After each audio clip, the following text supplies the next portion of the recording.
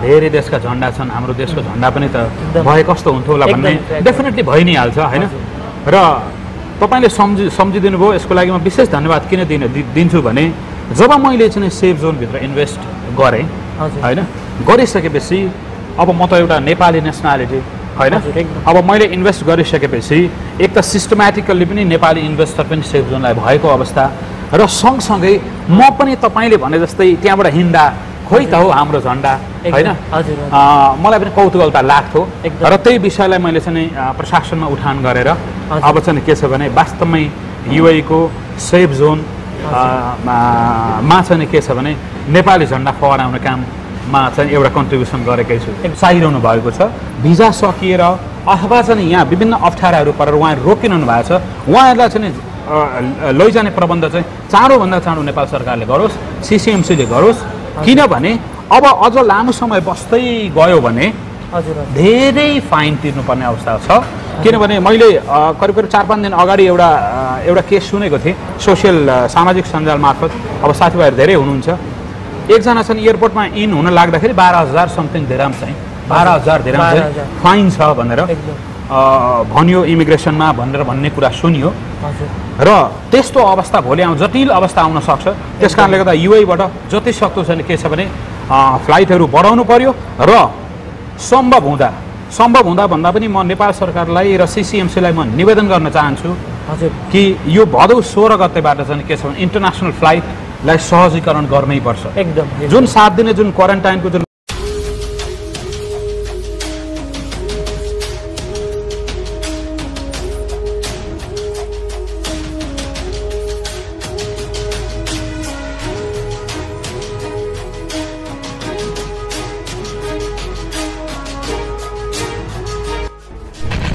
हामी नेपाली,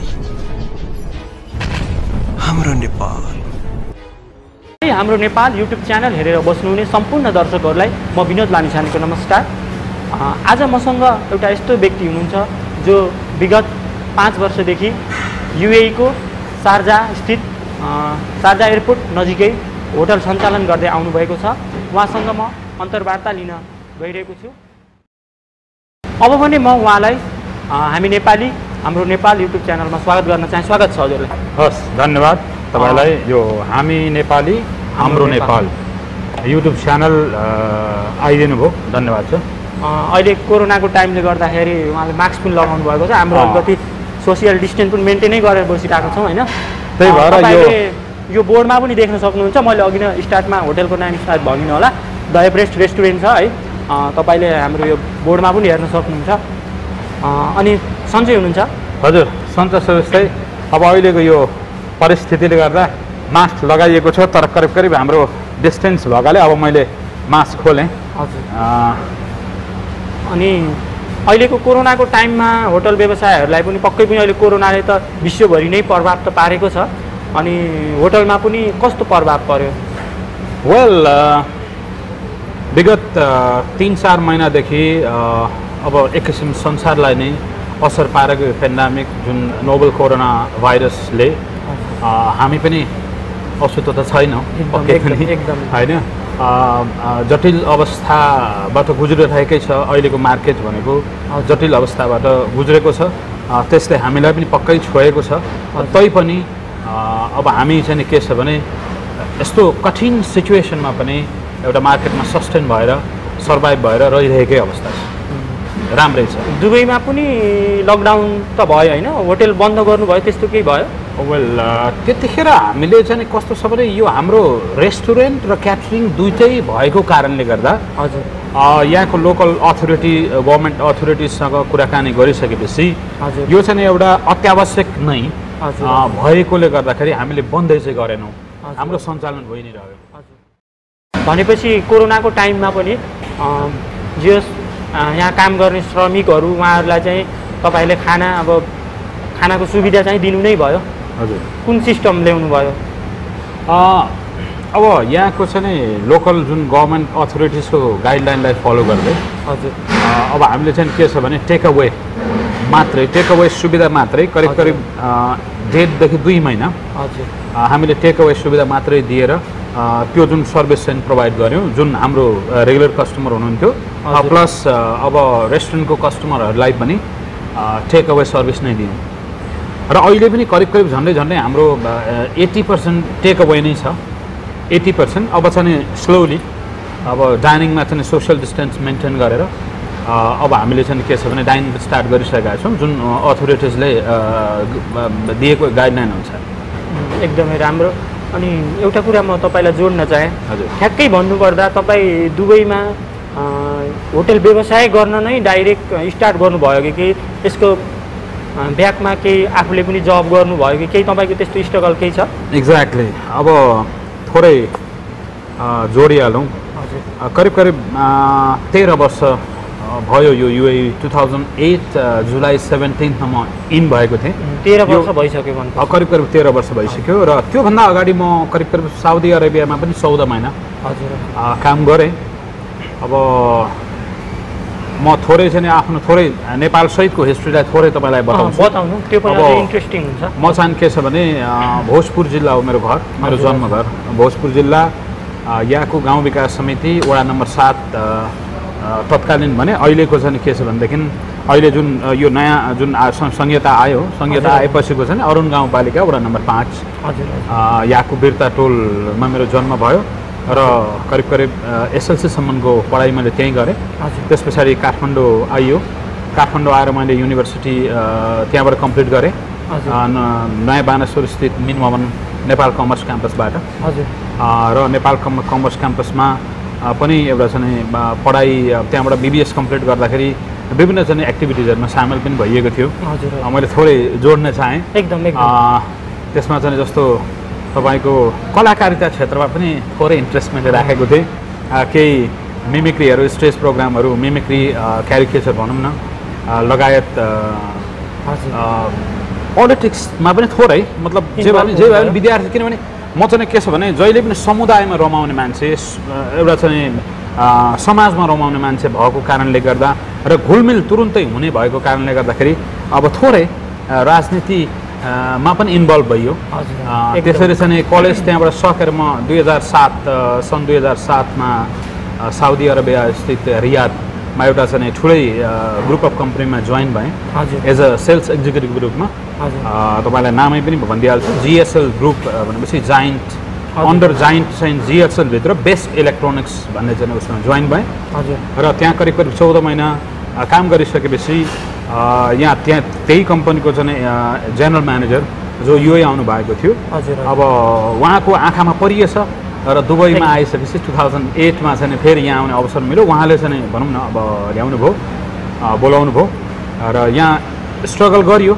एक्जिक्युटिभबाट स्ट्रगल गर्दै जाँदा तपाईँको चाहिँ सुपरभाइजर हुँदै एउटा कर्पोरेट म्यानेजरसम्मको जागिर गरियो। अल्फुतिम भन्ने कम्पनी तपाईँहरूले सुन्नु भएकै छ होला, त्यहाँ मैले गरेँ। जो स्ट्रगल धेरै छन्, तपाईँको सम्झना लागेका कुराहरू धेरै छन्। तपाईँको चाहिँ हाम्रो चाहिँ 4-4वटा स्टोरहरू ओपनिङ थियो। त्यो स्टोर ओपनिङको लागि कहिलेकाहीँ 36 घन्टा, कहिलेकाहीँ 48 घन्टासम्म पनि खट्नु पर्यो। त्यही खटाइको भनेको धेरै गर्नुभयो, धेरै गरिएको छ। त्यही खटाइकै कारणले होला अब जो स्टेप अप गर्न सकियो, आफ्नो पोजिसन बनाउन सकियो र एउटा क्यापिटल पनि बनाउन सकियो। र तपाईँले अघि सोधेको प्रश्न चाहिँ अब म आएँ, अब ठ्याक्कै आइसकेको छ। क्यापिटल बनाउँदै जाँदा एउटा स्यालेरी रेमुनरेसन लिँदै गर्दा अब भविष्यमा केही न केही त अवश्य गर्नुपर्छ, किनभने एउटा जागरुक युवा हामी होइन, अनि अब केही गर्नै पर्छ भन्ने उद्देश्यले अब विभिन्न रिसर्चहरू मैले गरिरहेको थिएँ। युए भित्रै मैले रिसर्चहरू गरिरहेको थिएँ। अब धेरै साथीभाइहरू रेस्टुरेन्ट व्यवसाय गर्नुभएकोले नै होला सायद, र उहाँसँगहरूको धेरै घुलमिलतालले नै होला अब एउटा चाहिँ रेस्टुरेन्टको व्यवसाय गरौँ न त, अथवा होटल रेस्टुरेन्टको व्यवसाय गरौँ न त भन्ने कन्सेप्ट चाहिँ 2013बाट मैले सुरु गरेँ। र 2013बाट सुरु गरिसकेपछि विशेष गरिकन मैले एउटा चाहिँ टार्गेट भनौँ न, टार्गेट प्लेस चाहिँ धेरै ठाउँमा, जस्तो बर्दुबई भयो, देरा भयो। बर्दुबईमा केही हामीले अलिकति पैसा पनि लस गर्नु पऱ्यो, त्यहाँनिर एउटा चोट थियो। तपाईँले जुन अघि भन्नुभयो स्ट्रगल, वास्तवमै स्ट्रगल सँगसँगै केही गुमाइयो भने होइन। अनि त्यो हुँदै देरा बर्दुबई हुँदै अब शारजाको पनि विभिन्न लोकेसन सर्च गर्ने क्रममा म सेफ जोनभित्र छिरेँ। सेफ जोनभित्र छिरिसकेपछि यहाँ विशेष गरी यहाँको नेपाली कस्टमरहरू अथवा नेपाली समुदायको साथीहरूसँग भेटघाट भयो र यहाँनिर चाहिँ एउटा नेपाली टाइपको रेस्टुरेन्ट अथवा क्याटरिङ चाहिँ रहेन रहेछ। त्यसैले गर्दाखेरि मैले यो ठाउँलाई चुज गरेँ र 2014 मा मैले लाइसेन्स लिएँ र लाइसेन्स लिइसकेपछि विभिन्न सङ्घर्ष गर्दै आज यो ठाउँमा यो अवस्थामा आइएको छ। तपाईँहरूलाई सेवा दिन पाइएको छ अथवा तमाम चाहिँ नेपाली ग्राहकहरूलाई सेवा दिन पाइएको छ। अनि तपाईँलाई म एउटा कुरा जोड्न चाहेँ, हजुरले जुन अब स्टडी पनि गर्नुभयो अहिलेको टाइममा भनेको तपाईँको होटल व्यवसाय गर्नको लागि सञ्चालन गर्नको लागि पनि एउटा त्यस सम्बन्धी एजुकेसनहरू लिएर नत्र पनि त्यसैमा इन्भल्भ भएर होटलमै काम गरेर पनि आएको कुराहरू पनि छन् होइन? हजुर। त्यस्तो थियो कि तपाईँको अलिकति सब्जेक्ट अलग थियो कि यसैमा इन्भेस्ट गरौँ भनेर लाग्नुभयो कि कस्तो भयो? एकदम राम्रो क्वेसन गर्नुभयो। कुनै पनि व्यवसाय गर्दाखेरि ब्याकग्राउन्ड अलिकति त्यसको हुनुपर्छ भन्ने नै तपाईँको प्रश्नको आशय हुनुपर्छ। मेरो मूलधार पनि त्यही नै हो।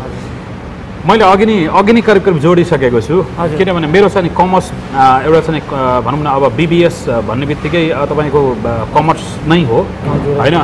अब होटल म्यानेजमेन्ट अथवा चाहिँ होटल ट्रेनिङका कुराहरू त्यसमा आउँदैनन्, तर भए पनि एउटा चाहिँ बिजनेस कन्सेप्ट चाहिँ त्यसमा हुन्छ र लामो समय एउटा चाहिँ एब्रोड एक्सपिरियन्स विशेष गरिकन सेल्स एन्ड मार्केटिङ होइन। मेरो चाहिँ एउटा चाहिँ के अरे सेक्टर चाहिँ सेल्स एन्ड मार्केटिङ थियो। त्यो सेल्स एन्ड मार्केटिङ भनेकै तपाईँको चाहिँ के भन्छ एउटा यो विधामध्येकै उत्कृष्ट एउटा विधा हो होइन। अब त्यसमा रहेर काम गरिरहँदा यसलाई पनि साइडमा चाहिँ के छ, मैले अघि तपाईँलाई भनिहालेँ साथीभाइहरू करिब अहिले युएमा झन्डै अब मेरो नलेजमा करिब 22 देखि 25 वटा चाहिँ नेपाली रेस्टुरेन्टहरू सञ्चालित छन्। त्यसका करिब 13-14 वटा चाहिँ बिजनेसका ओनरहरू मेरो कनेक्सनमा हुनुहुन्थ्यो र उहाँहरूसँगको घुलमिलताले गर्दा अनि त्यसरी उहाँहरूसँग चाहिँ अब जाने आउने र हरेक कुराहरूको चाहिँ भनौँ न अब नलेज राख्ने क्रममा यो पनि अलिकति थोरै अनुभव चाहिँ मैले त्यहाँ बनाएँ र चाहिँ के छ भने क्यापिटल अघि मैले भने क्यापिटल पुँजी लाई चाहिँ अब बनाएर अब चाहिँ भनौँ न अब यही व्यवसायमा लगानी गरेर एउटा चाहिँ भनौँ न यसैलाई चाहिँ के छ भने अगाडि बढाएर लाने भन्ने सोच गरेरै त्यो अनुभव चाहिँ के छ भने विशेष गरी साथीभाइसँगको घुलमिल र उनीहरूबाट धेरै कुराहरू मैले नलेज लिएँ। एकदमै राम्रो कुरा गर्नुभयो। अब भने म एउटा तपाईँ दुबईमा व्यवसाय गर्नुभएको छ, धेरै दुबईमा व्यवसाय गर्न चाहनेहरूका लागि एउटा प्रेरणाको स्रोत पनि हुनुहुन्छ। हजुर धन्यवाद। आगामी दिनहरूमा अरू कसैको पनि इन्ट्रेस्टेड हुन सक्नुहुन्छ यो फिल्डमा नभएर मात्रै अरू व्यवसाय गर्नको लागि पनि हजुरबाट केही कुराहरू सिक्न सक्नुहुन्छ। त्यस कारणले मैले केही क्वेसन पनि हजुरलाई राख्नेछु। एक हिसाबले भन्नुपर्दा तपाईँ अब एउटा सफल होटल व्यवसाय भनेर पनि एउटा इस्टाब्लिस भइसक्नु भएको छ है। त्यो कारणले गर्दाखेरि तपाईँलाई म एउटा क्वेसन सोध्न चाहेँ, एउटा सफल व्यवसाय बन्नको लागि कतिको गाह्रो रहेछ? धेरै गाह्रो छ। किनभने तपाईँको एउटा व्यवसायलाई सफल बनाउनलाई एउटा व्यक्ति अथवा एउटा डिभिजनले हुँदैन। हजुर। तपाईँको चाहिँ व्यवसायलाई सफल बनाउनलाई इन्टायर तपाईँको टिम हजुर चाहिँ के छ भनेदेखि एउटा डिभोटेड भएर समर्पित भएर अर्गनाइजेसनको लागि लाग्नुपर्छ, खटिनुपर्छ। त्यो सँगसँगै एउटा चाहिँ के छ भने त्यहाँ सम्बन्धित टिम लिडर होस् या म्यानेजर होस् अथवा इभन ओनर होस् होइन, उनीहरू चाहिँ सधैँको लागि चाहिँ के छन् प्रेरित गराउनुपर्छ टिमलाई र हार्ड वर्किङ तपाईँको प्यासन एकदम डिसिप्लिन एकदम होइन र चाहिँ तपाईँको चाहिँ अब यी 3टा फ्याक्टर मैले भने सँगसँगै इन्टेलिजेन्स एकदमको पनि आवश्यकता पर्छ र इन्टिग्रिटी। यो 5वटा जुन फ्याक्टर छन्, 5वटा जुन मैले अहिले शब्द भने तपाईँको चाहिँ इन्टेलिजेन्स भयो, इन्टिग्रिटी भयो, हार्ड वर्किङ भयो, डिसिप्लिन भयो, प्यासन भयो। यो मलाई जहाँसम्म लाग्छ यी 5वटा कुरा हरेक सेक्टरमा छ भने एकदम सफल बन्न सकिन्छ। तर त्यति सजिलो पनि छैन, किनभने अब तपाईँको चाहिँ विगतलाई हेर्ने हो भने युएकै विगतलाई हेर्ने हो भने पनि एउटा चाहिँ के छ भने इकोनोमिक अलिकति डाउन हुँदै गरेको अवस्था र बिचमा एउटा यो पेन्डेमिक आएको कारणले गर्दाखेरि त धेरै धराशायी अवस्थामा व्यापार व्यवसायहरू धेरै धराशायी अवस्थामा पनि छन्। अब त्यो कुरा तपाईँहरूलाई पनि पक्कै थाहै छ। त्यस कारणले गर्दाखेरि त्यति सजिलो पनि छैन है, किनभने लगानी निकै हुन्छ, सोच्नुपर्ने हुन्छ, रिसर्च गर्नुपर्ने हुन्छ। तपाईँको चाहिँ कुनै पनि ठाउँमा तपाईँ इन्भेस्ट गर्दै हुनुहुन्छ भने कमसेकम माइक्रो एनालाइसिस गर्नुहोस्, एकदमै होइन? त्यत्तिकै चाहिँ के छ भने झट्ट लगानी गरौँ त त्यो त अलिकति गाह्रै छ है, गाह्रो छ, डुब्न पनि सकिन्छ, एकदम एकदम। अनि फेरि एउटा कुरा, मान्छेले अनि हार्डवर्किङलाई मात्रै नभएर एउटा डेस्टिनी पनि भन्छ नि त, त्यो भाग्यलाई पनि पनि भन्नु। तपाईँले यसलाई चाहिँ के भन्नुहुन्छ? हार्डवर्कमा नै बिलिभ गर्नुहुन्छ कि भन्नुहुन्छ भाग्य पनि हुनुपर्छ, लक पनि हुनुपर्छ भन्ने एउटा हुन्छ नि, के भन्नुहुन्छ? हेर्नुहोस्, यो चाहिँ के छ भनेदेखि भाग्य भन्ने कुरा पनि अब हामी नेपालीहरू भाग्यको पछाडि पनि धेरै लाग्छौँ, होइन? तर मलाई चाहिँ त्यति चाहिँ के छ भने भाग्य भन्दा पनि मेहनतै हो, एकदम मेहनतै हो। किनभने तपाईँ जब कर्म गर्नुहुन्छ नि अनि मात्रै फलको आशा गर्नुहोस्। र अब विभिन्न भनाइहरू छन् नि, कर्म गर फलको आशा नगर। हेर्नुहोस् त, कर्म गर्दा पनि फलको आशा नगरिकन गर्दै जाँदाखेरि पनि कहिलेकाहीँ के छ भने कर्मै गर्दा पनि कोही मान्छेहरू विफल हुन्छन्, होइन? तर के छ भने कर्ममा विश्वास राख्ने हो, भाग्यलाई भन्दा पनि कर्म। अति राम्रो कुरा गर्नुभयो। अब भने म थोरै त्यहाँको डिसहरूमा पनि जान्छु। अब सुविधा पनि छ, नेपाली होटल भनेपछि त नेपाली परिकारहरू पनि पक्कै पनि होइन, धेरै किसिमका नेपाली परिकारहरू बन्छ होला। अनि के छ त्यस्तो स्पेसल नेपाली परिकारहरू, डिसहरू? हामीसँग स्पेसल नेपाली परिकारै भनेर भन्दाखेरि चाहिँ अहिले करिब हाम्रो झन्डै सेफ जोनभित्र करिब ब्रान्डै बन्न गएको छ। स्पेसली ढिँडो थकाली खाना सेट, होइन? ढिँडो सेट भयो। अब विशेष गरी नेपालीहरूले औधी रुचाएको मोमो, चाउमिन लगायत कतिपय चाइनिज अरू परिकारहरू जस्तो अब भनौँ न सुपहरू भयो, होइन? अन्य परिकारहरू लगायत तपाईँको चाहिँ जस्तो फेस्टिभल परिकार जस्तो सेलरोटी भयो, होइन? यिनीहरू पनि हामी सर्भ गर्छौँ। अब त्यसको अलावा तपाईँको विशेष गरी खाना सेटहरू भयो, नेपाली खाना सेटहरू भयो, जस्तो गुन्द्रुक सहितको थकाली सेटहरू भयो, ढिँडोको थकाली भयो। त्यसको लगायत अहिले अर्को पनि एउटा हाम्रो चाहिँ करिब ब्रान्डै बन्न सफल भएको छ, चिकन सुक्खा भनेर भन्छौँ हामी, होइन? त्यो चाहिँ अब हाम्रो आफ्नै पाराले, हाम्रो सेफले चाहिँ आफ्नै पाराले उसले यहाँ तयार गरेको भएको कारणले गर्दाखेरि अहिले प्रायः चाहिँ जस नेपाली दाजुभाइहरूले, नेपाली चाहिँ दाजुभाइ दिदीबहिनीहरूले रुचाउनु भएको छ। दर्शकबिनहरू, यहाँको मोमो चाहिँ टेस्ट गर्ने अवसर मैले पनि पाएको छु, अति मलाई पनि मन परेको है। यहाँ मात्रै नभएर मोमो चाहिँ नेपालमा पनि अति नै लोकप्रिय छ। यहाँको मोमो चाहिँ मलाई पनि एकदमै मनपर्छ, म पनि खाएको छु है। धन्यवाद। तपाईँहरूलाई पनि यदि सेफ जोनभित्रै हुनुहुन्छ भने, आउने मौका मिल्यो भने यहाँ आएर खान सक्नुहुन्छ। थोरै म यो मोमोको विषयमा थोरै एउटा सानो म जोडिहालेँ। जस्तो सेफ जोन अहिले त अब बाहिर जान प्रायः दिएको छैन अहिलेको रेस्ट्रिक्सनले गर्दाखेरि, नभएदेखि नर्मल अवस्थामा यहाँको कस्टमर जति पनि हुनुहुन्छ जसले हाम्रो मोमो टेस्ट गर्नुभएको छ, हाम्रो the Everest restaurant and catering सर्भिसेसको चाहिँ मोमो टेस्ट गर्नुभएको छ, उहाँहरू इनकेस बाहिर जानुभयो भने, कतै जानुभयो भने हुनसक्छ त्यहाँ पनि एभाइलेबल होला, होइन? तर त्यहाँ छोडेर यहीँ आएर लास्टमा चाहिँ यहीँ आएर खाएर चाहिँ त्यो भन्नुभएको छ हाम्रै कस्टमरले भन्नु। एकदम, म पनि धेरै ठाउँमा खाएको छु। अहिले नेपाली होटल पनि दुबईमा प्रशस्तै छ नि त। अब मोमो त नेपालीको लोकप्रिय नै भयो, त्यो कारणले गर्दा पनि पाउँछ। तर यहाँको जस्तो टेस्टी मैले अन्त भेटेको छैन। म त्यही भएर बिचबिचमा मोमो टेस्ट गरिरहेको हुन्छु यहाँ, मलाई एकदमै मनपर्छ। धन्यवाद, तपाईँलाई पनि धेरै धेरै धन्यवाद। अनि म अर्को क्वेसन पनि सोध्न चाहेँ। अब तपाईँको होटलमा त नेपाली मात्रै त पक्कै पनि आउँदैन, अरू कन्ट्रीकोहरूले पनि खानुहुन्छ होला। अरू कन्ट्रीको स्पेसल्ली त्यस्तो डिसहरू पनि केही हुन्छ कि? विशेष गरिकन अब चाइनिज डिसहरू छ, अनि नर्थ इन्डियन र इन्डियन डिसहरू छ हामी कहाँ। र नेपाली चाहिँ प्रायः हामीले कभर गरेका छौँ। म्याक्सिमम भन्दा पनि 99% नै लगभग नेपाली चाहिँ कभर गर्छौँ। र नेपालीको अलावा तपाईँको विशेष गरी नर्थ इन्डियन, होइन, र चाइनिज। कन्टिनेन्टल चाहिँ अहिले खासै अब छैन, यहाँनिर कन्टिनेन्टल कस्टमरहरू पनि अलिक कम्ती भएको कारणले गर्दा अब हामीले कभर गर्ने डिस भनेको चाहिँ विशेष गरी Nepali, north Indian plus Chinese. कुनै पनि अब यति ठुलो व्यवसाय सञ्चालन गर्नुभयो, पक्कै पनि बाधा अवरोधहरू त आयो होला।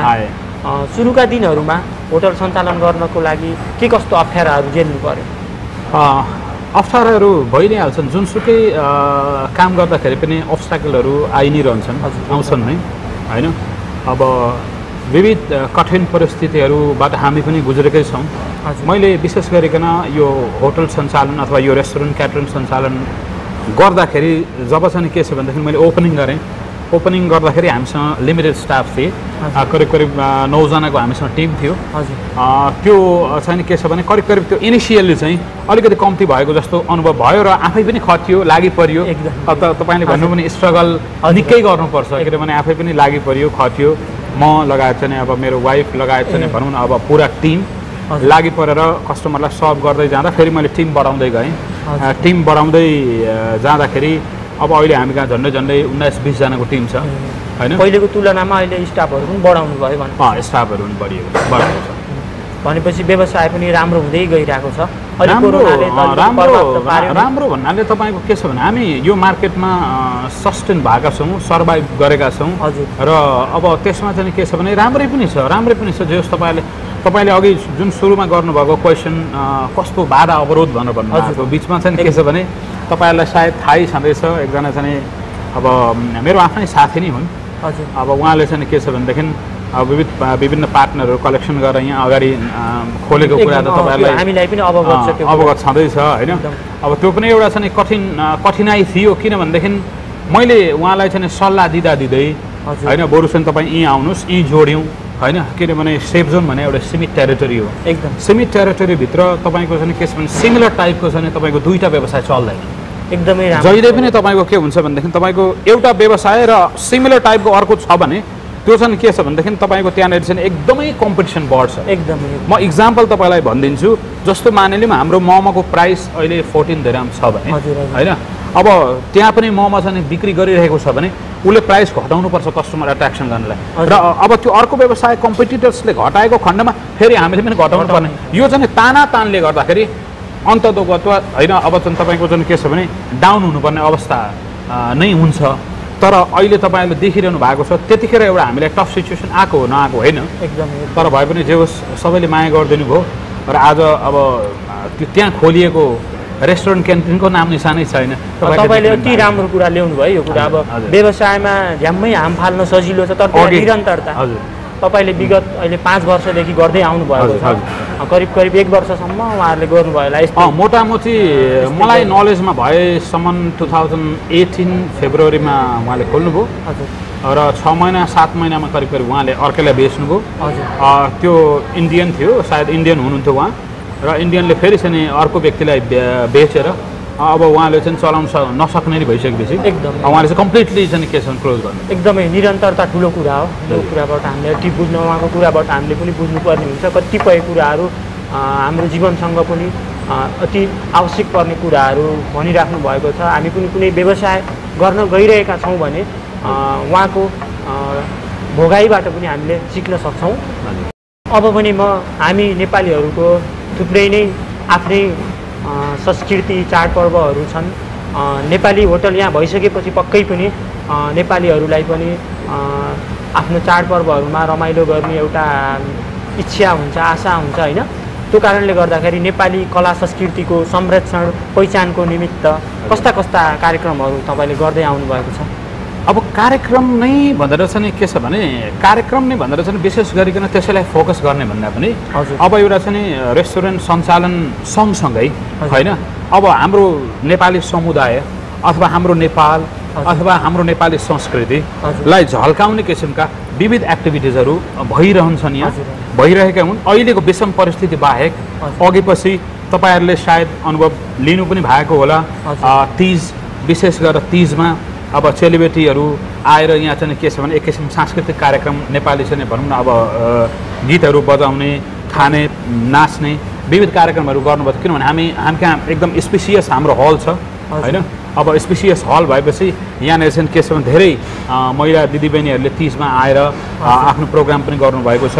सँगसँगै तिहारमा पनि हामीले देउसी पनि खेलेका छौँ यहाँ। तपाईँहरू सायद तपाईँहरूको विशेष गरी तपाईँहरूको अथवा तपाईँहरूको चाहिँ भनौँ विभिन्न समुदायहरू, जस्तो म इक्जाम्पलै दिन्छु, यहाँ अर्घाखाँची एउटा समुदाय थियो, त्यसै गरी चाहिँ नेपाली समाज लगायतका चाहिँ समुदायहरू पनि आएर देउसी खेल्नुभयो, रमाइलो गर्नुभयो होइन। त्यसै गरी चाहिँ भनौँ न एउटा आफ्नो कला संस्कृतिलाई सधैँ चाहिँ के छ भने शिरोधार्य गर्दै अगाडि बढ्नु भएकै छ। त्यो हामीले चाहिँ के छ अवसर दिएकै छौँ। त्यसको साथसाथै म तपाईँलाई अर्को एउटा सान्दर्भिक कुरा पनि जोडिहालौँ। हाम्रो यो 2nd एनिभर्सरी, यो जुन क्याटरिङको 2nd एनिभर्सरीमा मैले एउटा चाहिँ के छ भने आफ्नो देशलाई अहिले पनि मैले शिरमा ढाका टोपी लगाइरहेको छु होइन। मैले यो सेकेन्ड एनिभर्सरीमा चाहिँ के चाहिँ गरेँ भने यहाँ त हाम्रो चाहिँ पर्मानेन्ट कस्टमरहरू हुनुहुन्छ, विशेष गरिकन मन्थली खाने कस्टमरहरू पनि हुनुहुन्छ। करिब करिब 800 850 नेपाली ढाका टोपी जहाँ सगरमाथाको लोगो सहित द एभरेस्ट लेखेर सेकेन्ड एनिभर्सरी लेखेर मैले चाहिँ के छ भने नेपाल लगायत विभिन्न मुलुकका जस्तो कतिपय अफ्रिकन कन्ट्रीहरू भए, कतिपय इन्डियन होइन, कतिपय बङ्गलादेश, पाकिस्तान लगायतका करिब करिब 13-14 नेसनालिटीको मान्छेहरूलाई मैले चाहिँ त्यो एज अ गिफ्टको रूपमा सेकेन्ड एनिभर्सरी गिफ्टको रूपमा मैले आफैले लगाइदिएको छु। धेरै खुसी अनुहारहरू त्यस दिन देखेको थियो। यो कुरा तपाईँले गर्दा मलाई पनि याद आयो। त्यो टोपी चाहिँ मसँग अहिले पनि छ।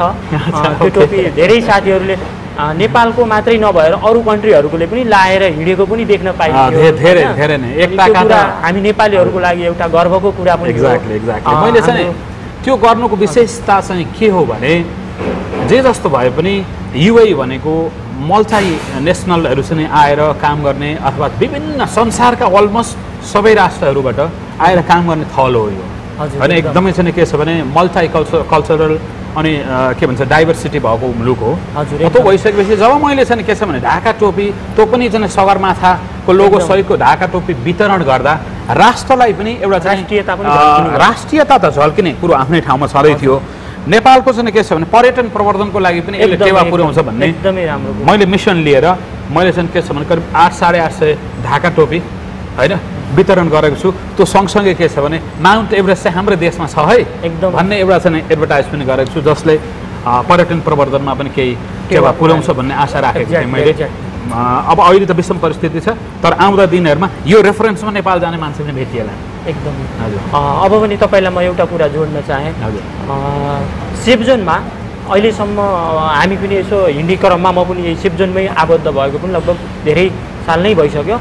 त्यो क्रममा चाहिँ थुप्रै देशहरूको फ्ल्याग झन्डा होइन देख्न पाउँथ्यो, तर हाम्रो नेपालको झन्डा नहुँदा चाहिँ हामीलाई एउटा अर्कै महसुस हुन्थ्यो क्या। जब कि तपाईँ आएर नेपाल सेफ जोनमा एउटा नेपाली झन्डा गाड्नलाई सफल हुनुभयो, जब कि त्यो झन्डा अहिले फरफराइरहेको हुन्छ हामी हिँड्ने क्रममा, त्यो देख्दा चाहिँ तपाईँलाई कस्तो आभास हुन्छ? एकदमै तपाईँलाई धेरै धेरै धन्यवाद। र यो प्रसङ्ग जुन निकाल्नुभयो वास्तवमै तपाईँ अहिले जुन हिजो फिलिङ गर्नुभएको थियो आहा धेरै देशका झन्डा छन्, हाम्रो देशको झन्डा पनि त भए कस्तो हुन्थ्यो होला भन्ने डेफिनेटली भइ नै हाल्छ होइन।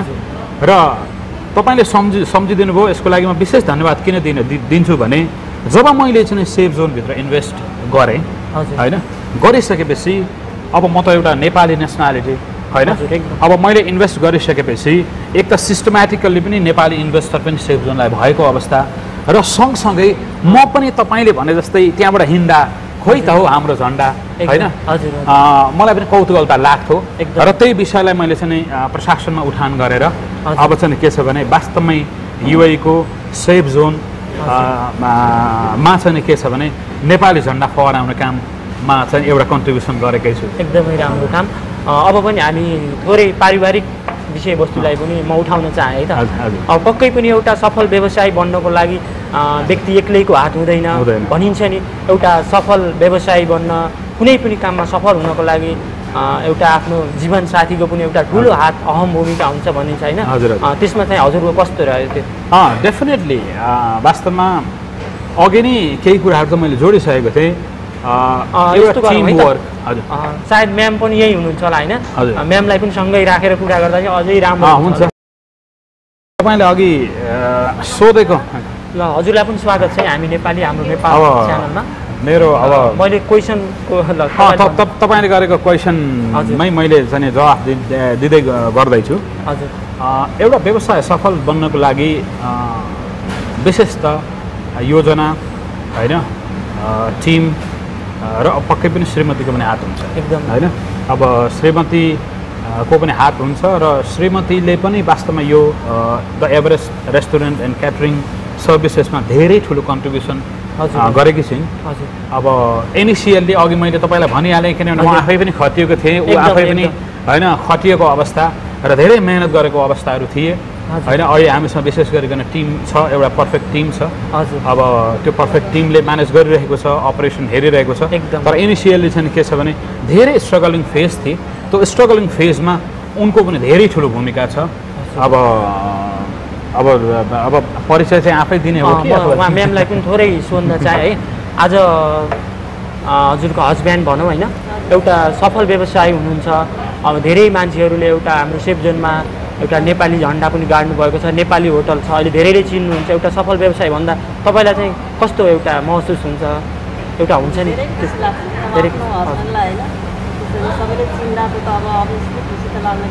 हजुर एकदम तपाईँले पनि जे होस् कन्ट्रिब्युट ठुलो छ भनिसक्नुभयो होइन। एउटा सफल व्यवसाय बन्नको लागि व्यक्ति एक्लैले गरेर हुँदैन। जे होस् तपाईँको पारिवारिक सम्बन्ध एउटा राम्रो भएर नै यहाँसम्म आउनुभयो। विगतका दिनहरूमा पनि यस्तै गरी अगाडि बढ्दै जानु होला, हाम्रो शुभकामना छ। अनि म यो वर्षलाई पनि जोड्न चाहेँ। अनि पक्कै पनि नानी बाबुहरू पनि हुनुहुन्छ कि के कस्तो छ? आफ्नो पारिवारिक कुरा पनि बताइदिनु।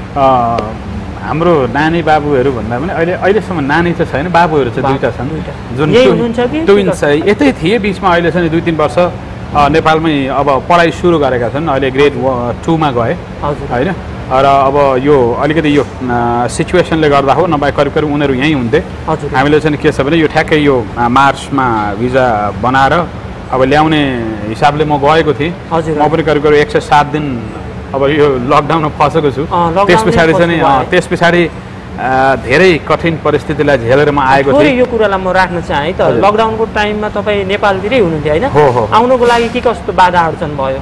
धेरै नै बाधा अडचन थिए। यसलाई तपाईँले यो एकदम राम्रो क्वेसन उठाउनु भयो, किनभनेदेखि यो समय सान्दर्भिक पनि छ। अहिले धेरै सहज परिस्थिति भए तापनि सम्भवतः नेपालबाट युए आउने पेन्डामिक ब्रेकआउट अथवा यो भनौँ कोभिड ब्रेकआउट पछाडि युए आउने पहिलो व्यक्ति हुँ म। र मलाई शारजा एयरपोर्टमा पनि जब एयर अरेबियामा म विभिन्न चाहिँ भनौँ न सरकारी डकुमेन्ट पुरा गरेर एयर अरेबियामा एउटा चार्टर फ्लाइट गएको थियो। अब उताबाट आउँदाखेरि चाहिँ म सिङ्गल आएँ। र एयर अरेबियामा आउँदाखेरि शारजा एयरपोर्टको इभन भनौँ न अब इमिग्रेसन अफिसरदेखि लिएर मेडिकल टिमले पनि you were the first arrival passenger in Sharjah international airport भनेर चाहिँ उनीहरूले भनेका थिए होइन। अब तर त्योभन्दा अगाडि चाहिँ जुन कठिन परिस्थिति भनेर चाहिँ जुन तपाईँले भन्नुभयो नि, जुन नेपालमा कस्तो छ भने अब यो कोभिड ब्रेकआउट पछाडि प्रायः चाहिँ के छ भने युए आउनु कोही पाएको थिएन। र युए आउनलाई पनि एउटा चाहिँ के छ भने यहाँको आइसिए अप्रुभलको जरुरी पर्थ्यो। आइसिए भनेको चाहिँ तपाईँको चाहिँ के छ भने आइडेन्टिटी एन्ड सिटिजनसिप अथोरिटी जुन छ नि, त्यसले अप्रुभल रिइन्ट्री पर्मिसन इस्यु नगरिकन आउन पाइँदैन। त्यो इन्ट्री पर्मिट चाहिँ मैले पाएँ, रिइन्ट्री पर्मिट चाहिँ पाएँ। तर अब नेपालको गभर्मेन्ट सरकारी कार्यालयहरूमा अब यसको त्यति नलेज खासै थिएन रहेछ। त्यो भएपछि मैले धेरै नै सङ्घर्ष गरेँ। मैले तपाईँको पर्यटन मन्त्रालय धाएँ, रक्षा मन्त्रालय धाएँ, सिसिएमसी भिजिट गरेँ। सिसिएमसीको चाहिँ हाम्रो सहसचिवज्यूहरूसँग धेरै चाहिँ भनौँ न यो विषयमा मैले जानकारी गराएँ। त्यो सँगसँगै गृह मन्त्रालय पनि म गएँ। सबैतिर चाहिँ के छ भने एक्सप्लेन गर्नु पर्यो मैले, किनभने अब यस्तो यस्तो अवस्थामा चाहिँ तपाईँहरूले यो पठाउन सक्नुहुन्छ भन्ने किसिमको जानकारी चाहिँ मैले गराएँ। र त्यो अहिले यदि यो चाहिँ तपाईँको भिडियो उहाँहरूले हेर्नुभयो भने डाइरेक्टली मलाई चिन्नुहुन्छ, किनभने मैले धेरै मेहनत गरेको छु। म पछाडि आउनेहरूलाई अलिकति सजिलो भयो। मैले चाहिँ के छ भने अहिले सिसिएमसी भनेको चाहिँ नेपालको चाहिँ विशेष कोरोना म्यानेजमेन्ट केन्द्रीय समिति हो होइन। त्योसँग सम्बन्धित सहसचिवहरूलाई पनि यो कुरा जानकारी गराएँ। इमिग्रेसनमा पनि गएँ। इमिग्रेसनमा एक दिन म अड्किनु पर्यो। नेपाल एयरलाइन्सको टिकट काट्नै गाह्रो थियो। टिकट काटेर जब इमिग्रेसन गएँ, अब इमिग्रेसन जाँदाखेरि इमिग्रेसनले अड्काइदियो। म लगायत 2 जना हुनुहुन्थ्यो। उहाँहरू चाहिँ ओरिजिन इन्डियन हो, तर एकजना नेपाली पासपोर्ट होल्डर र उहाँको श्रीमती चाहिँ इन्डियन पासपोर्ट होल्डर हुनुहुन्थ्यो। हामी 3 जना आउन खोजेको, तर हामी 3 जनालाई फर्काइयो होइन। त्यस पछाडि झन् अझ कठिन परिस्थिति मैले सामना गरेर सिनियर लेभलमा गएर सबै कुरा बताइसकेपछि इमिग्रेसन चिफ चाहिँ हाम्रो नामै म लिन्छु, राजेश केसी, उहाँले चाहिँ के छ भने सहयोग गर्नुभयो। र उहाँले सहयोग गरेपछि म आएँ। यहाँ आएपछि मलाई जानकारी आयो, सर म राम्रोसँग आइपुगेँ, म यहाँ अहिले 14 डेजको क्वारेन्टाइनमा छु भनेर भनिसकेपछि उहाँले मलाई धन्यवाद पनि भन्नुभएको छ होइन। तपाईँ आएपछि अरू आउनेहरूको लागि पनि एउटा सजिलो भयो, थोरै सहज भयो। किनभने त्यस पछाडि चाहिँ यदि आइसी अप्रुभल कसैले पाएको छ भने होइन, उहाँहरूलाई पठाउँदा युए केही फरक पर्दो रहेनछ भनेर एउटा चाहिँ मेसेज पनि मैले दिएँ।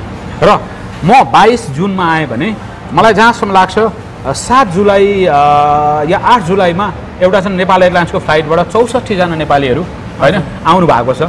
त्यो कुरा पनि मैले जानकारी पाएँ। धेरै स्ट्रगल गरेर आउनु पर्यो। धेरै कठिन परिस्थिति थियो। एकजना व्यक्ति एयर अरेबियाको इन्टायर टिमै खुसी भएको थियो एउटा नर्मल प्यासेन्जरलाई चाहिँ उ गर्न पाउँदाखेरि। त्यस्तो अनुभव थियो त्यो। अब पनि म एउटा कुरालाई जोड्न चाहे, तपाईँले विद्यार्थी कालमा मिमिक्रीहरू पनि गर्छु भन्नुभयो है, त्यो कुरालाई पनि थोरै जोडौँ न, अलिकति रमाइलो हुन्छ। तपाईँले भनिहाल्नुभयो अब के क्यारिकेचरै गर्नु भन्नुहुन्छ कि त्यस्तै गर्नु न, तपाईँले गरिरहेको तपाईँलाई सहज लाग्ने। अच्छा, धेरै लामो समय भयो, बिर्सिसक्यो होला, तैपनि म थोरै एउटा चाहिँ के छ भने त्यतिखेर गरिरहेकै एउटा अंश निकाल्छु। तपाईँको लाल पूर्जा त तपाईँहरू सबैले हेर्नु भएको छ होला हजुर होइन। हरिवंश आचार्य र मदन कृष्ण उहाँहरू धेरै सिनियर कलाकार हुनुहुन्छ। त्यसमध्येकै एउटा चाहिँ हरिवंश दाईको एउटा चाहिँ थोरै अंश। अहिले लाल पूर्जा मुभी पनि आइसकेको छ, नयाँ मुभी सायद अहिले त अब धेरै चाहिँ उ छैन, तर त्यतिखेर म चाहिँ यो गर्थेँ। र हरिवंश दाईले चाहिँ त्यो मुक्तिनाथमा जब लाल पूर्जा लिएर चढाउन चाहिँ मदन कृष्ण दाईले लिएर जाँदाखेरि त्यो लाल पूर्जा चढाउनुपर्छ भन्ने उसमा चाहिँ त्यहाँको एउटा सानो सिनारी म जोड्छु। क्यारिकेचरै गरेर जोडौँ।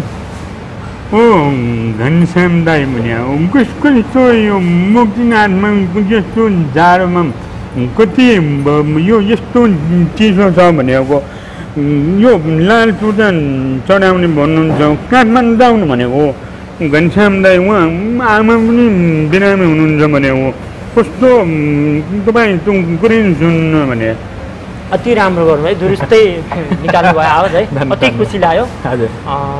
अब भने सेब्जनमा रहनुभएका सम्पूर्ण नेपालीहरू अथवा अरू कन्ट्रीहरूको लागि पनि होइन के भन्न चाहनुहुन्छ?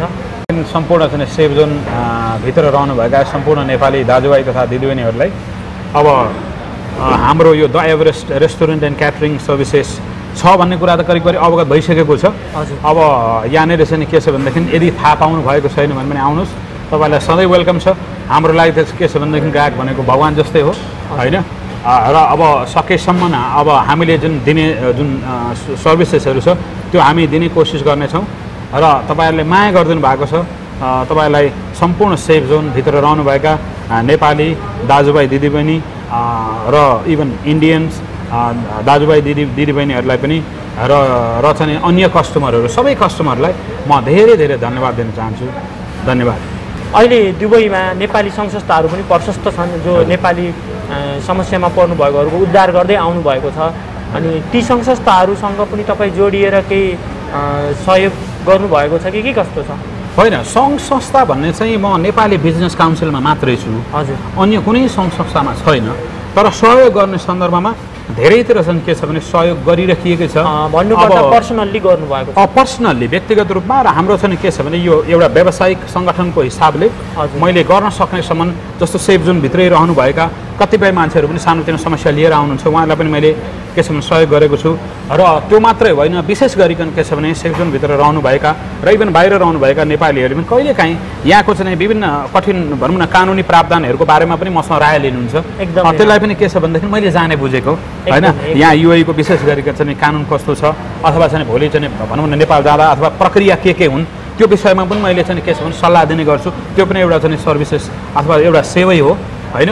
र अब आयो अर्को कुरा चाहिँ के छ भने जस्तो समाज सेवामा विभिन्न यहीँका सङ्घ सङ्गठन होस्, यहीँ अप्ठ्यारो परेका नेपाली हुन्, चाहे नेपालमा पनि कुनै पनि सङ्घ संस्था हुन् या कुनै पनि नेपाली हुन्, तिनीहरूलाई विशेष गरिकन आजसम्म करिब झन्डै तपाईँको फाइनेन्सियल्ली नै भन्नुपर्दाखेरि 2-3 लाख करिब नेपाली पैसा मैले चाहिँ के छ भने सहयोग गरेको छु। त्यो सहयोग गर्न पाउँदा मलाई गर्व लाग्छ, किनभने अझै सहयोग गर्न पाऊँ। अब एउटा चाहिँ अब सबै कुराहरू यथावत रहेर अझ राम्रो हुँदै गएको खण्डमा मैले चाहिँ के छ भने मेरो जन्मभूमि जुन भोजपुरियाकोमा चाहिँ जहाँ मेरो जन्म भएको थियो, जहाँ मैले पढेको थिएँ, त्यहाँ पनि केही लगेर सहयोग गर्ने इच्छा छ। यो चाहिँ मार्चमै त्यो इच्छा पुरा गर्ने मेरो योजना थियो, तर यो कोभिडको कारणले गर्दाखेरि अलिकति ठेलिएको छ, अलिकति पछि सरेको छ। अवस्था सबै राम्रो हुँदै जाओस्। अब यो चाहिँ के छ भने यो पेन्डेमिक पनि जतिसक्दो चाँडो निर्मूल भएर यो जुन कोरोना भाइरस जुन छ यो निर्मूल भएर जाओस्। र चाहिँ के छ भने तपाईँहरूको यो च्यानल मार्फतै म चाहिँ के एउटा निवेदन पनि गर्न चाहन्छु भने यो जति पनि हेर्नुहुन्छ उहाँहरूलाई के निवेदन गर्न चाहन्छु भने सरकारले अथवा अथोरिटिजले बनाएका जुन गाइडलाइन्सहरू छन् त्यसलाई फलो गरौँ, स्ट्रिक्टली फलो गरौँ र के छ भने जतिसक्दो सावधानी अपनाऊँ। अब चाहिँ धेरै ग्यादरिङ नगरौँ होइन, मास्क सेनिटाइजरको प्रयोग गरौँ र यसलाई चाहिँ के छ भने निर्मूल पार्नको लागि एउटा बडीले होइन हामी सबैको उत्तरदायित्व हुन आउँछ। मेरो तपाईँको चाहिँ के छ भने मेरो नोटिसै तपाईँ ढोकामा गएर हेर्नुहुन्छ वी आर अल रेस्पोन्सिबल भनेर चाहिँ मैले त्यहाँ लेखेको पनि छु होइन। अब त्यस कारणले गर्दाखेरि यो अवस्था नर्मल अवस्था चाँडै आओस् भनेर म शुभकामना पनि सबैमा दिन चाहन्छु। अब हाम्रो समय पनि धेरै भइसकेको छ। जाने क्रममा तपाईँलाई म एउटा क्वेसन पनि सोध्न चाहेँ। अहिले यो कोरोनाको टाइममा होइन थुप्रै नेपालीहरू विदेशमा अलपत्र पनि हुनुभएको छ, कतिपयको होइन अहिले जबविहीन हुनुभएको छ। अब नेपालमा पनि जाने प्रबन्ध पनि वातावरण पनि नमिलेको कारणले गर्दा उहाँहरू रुममै बसिराख्नु भएको छ होइन। अब उहाँहरूको लागि नेपाल सरकारको लागि हामीले के म्यासेज दिन सकिन्छ हजुरको, अनि के छ विचार त्यसमा? केही नेपाल सरकारलाई नेपाल सरकारले अब यो जुन अघि मैले सिसिएमसी भने विशेष गरी यो कोरोना सम्बन्धी एउटा बडी छ जुन हाई लेभलको बडी हो त्यो। त्यसको एकजना चाहिँ के छ भने सहसचिवज्यूलाई मैले यहाँ आएको लगभग 14-15 दिन पछाडि नै फोन गरेर मैले व्यक्तिगत रूपमा म कुनै पनि एउटा चाहिँ सङ्घ सङ्गठनमा त यहाँ छैन, तर एउटा मानवीयताको हिसाबले अथवा मेरो अनुभवको हिसाबले र उहाँहरूसँग कनेक्सन भएको हिसाबले मैले चाहिँ उहाँलाई फोन गरेर पनि मैले जानकारी गराएँ। किनभने युएमा जुन अहिले चाहिँ जुन पछिल्लो जुन एउटा कानुन बनेको छ अब भिजा अवधि सकिने होइन र उहाँहरूलाई तुरुन्तै नेपालीहरूलाई पठाइसक्नुपर्ने भएको कारणले गर्दाखेरि र अहिले चाहिँ जुन नेपालमा एउटा अथवा दुईवटा फ्लाइट युएबाट जाने त्यो पनि गाह्रो छ, अहिले रोकिएको छ। तर चाहिँ के छ भने अस्ति 200 करिब 34 जना हो कि 234 होइन 264 जना करिब नेपाली रोकिनु भएको थियो। आज फ्लाइट आएर सायद लग्यो होला होइन। तर चाहिँ के छ भने विशेष गरिकन नेपाल सरकारलाई र सिसिएमसीलाई के भन्न चाहन्छु भने अहिले धेरै नेपालीहरू नेपाल जान चाहिरहनु भएको छ, भिजा सकिएर अथवा चाहिँ यहाँ विभिन्न अप्ठ्याराहरू परेर उहाँहरू रोकिरहनु भएको छ। उहाँहरूलाई चाहिँ लैजाने प्रबन्ध चाहिँ चाँडोभन्दा चाँडो नेपाल सरकारले गरोस्, सिसिएमसीले गरोस्। किनभने अब अझ लामो समय बस्दै गयो भने धेरै फाइन तिर्नुपर्ने अवस्था छ। किनभने मैले करिब 4-5 दिन अगाडि एउटा केस सुनेको थिएँ सोसियल सामाजिक सञ्जाल मार्फत। अब साथीभाइहरू धेरै हुनुहुन्छ, एकजना चाहिँ एयरपोर्टमा इन हुन लाग्दाखेरि 12,000 समथिङ दिराम चाहिँ 12,000 दिराम चाहिँ फाइन छ भनेर भन्यो इमिग्रेसनमा भन्ने कुरा सुनियो। र त्यस्तो अवस्था भोलि जटिल अवस्था आउन सक्छ। त्यस कारणले गर्दा युएबाट जति सक्दो चाहिँ के छ भने फ्लाइटहरू बढाउनु पर्यो र सम्भव हुँदा भन्दा पनि म नेपाल सरकारलाई र सिसिएमसीलाई म निवेदन गर्न चाहन्छु कि यो भदौ 16 गतेबाट चाहिँ के छ भने इन्टरनेसनल फ्लाइटलाई सहजीकरण गर्नैपर्छ। एकदम जुन 7 दिने जुन क्वारेन्टाइनको जुन होटल क्वारेन्टाइनको गरिएको छ त्यसलाई चाहिँ के छ भने ओके, किनभने उहाँ पनि कठिन परिस्थिति छ। अहिले लगभग समुदायमा चाहिँ करिब कोरोना फैलिसकेको अवस्था छ, उहाँ पनि म्यानेज गर्नैपर्छ गभर्मेन्टले पनि होइन। अब चाहिँ फ्रन्ट लाइनमा चाहिँ स्वास्थ्यकर्मी भयो, सुरक्षाकर्मी भयो, हरेक चाहिँ भनौँ न अब गभर्मेन्ट अफिसर्सहरू भयो र इभन जनप्रतिनिधिहरू सबै लागि पर्नु भएको छ होइन। तर अब यता अप्ठ्यारोमा परिसक्यो नेपालीहरू, उहाँ गएर चाहिँ के छ भने व्यवस्थापन गर्नु पर्यो जति सक्दो छ। एकदमै राम्रो कुरा गर्नुभयो। पनि म हाम्रो इन्टरभ्यूलाई यहीँ समाप्त पनि गर्न चाहन्छु। त्यसभन्दा अगाडि हजुरहरूले आफ्नो अमूल्य समय प्रदान गर्नुभएकोमा धेरै धेरै धन्यवाद गर्न चाहे। अनि फेरि सम्पूर्ण दर्शकहरूलाई पनि एभरेस्ट होटलमा तपाईँहरू पनि नेपाली परिकारहरू टेस्ट गर्न चाहनुहुन्छ भने सम्पर्क राख्न सक्नुहुन्छ, आउन सक्नुहुन्छ भन्न चाहन्छु र एभरेस्ट होटलको भविष्यमा अझै उत्तरोत्तर प्रगति हुँदै जाओस् भन्न चाहन्छु। हस्त धन्यवाद।